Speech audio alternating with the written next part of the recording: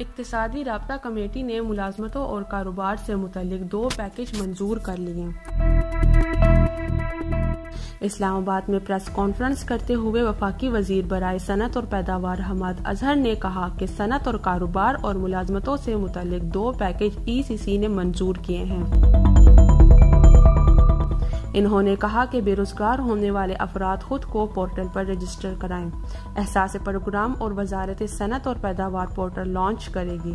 Package کے تحت بے روزگار ہونے والوں کو فی کس 12,000 روپے دیے جائیں گے، جبکہ دوسرے پیکج کے تحت چھوٹے کاروبار والوں کے 3 ماہ کا بل حکومت ادا کرے گی۔ اس طرح 80% صنعتیں بل ادائیگی کے سلسلے میں مستفید ہوگی۔ نوشین، sportstory.news